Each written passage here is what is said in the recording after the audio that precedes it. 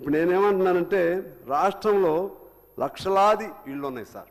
ఇక నేను మీకు మంచి పనులు చెప్తాను, మంచి సలహాలు చెప్తాను మీకు. అంటే మీకు ఖర్చు లేకుండా మంచి పేరు వచ్చే పద్ధతి చెప్తా గవర్నమెంట్కి.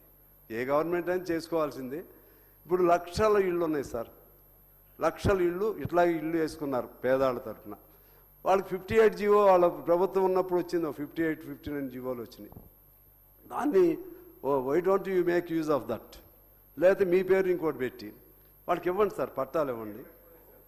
ఇంకో పేరు ఇచ్చి వాళ్ళు పట్టాలు ఇవ్వండి, చక్కగా వాళ్ళకి ఇల్లు వేసుకుని వాళ్ళకు కుదిరితే ఇల్లు కట్టిండి, లేకపోతే ఆ స్థలంలో వాళ్ళు దానికి రెగ్యులరైజ్ చేయండి. కొన్ని లక్షల మందిలో మంచి పేరు వస్తుంది సార్. మరలా ఇంకేదన్నా ఏంటంటే భూదాన భూములు ఉన్నాయి, ఇట్లా చాలా ఉన్నాయి సార్.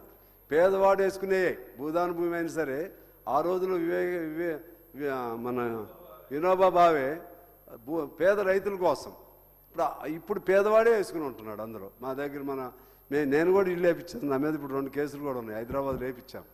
10,000 ఇళ్ళు ఉన్నాయి మావి కూడా. మా భయం వేస్తుంది అది చూస్తే, ఎప్పుడన్నా మావి కూడా లేచిపోతాయేమో అని, లేచిపోతాయేమో అని భయం వేస్తుంది.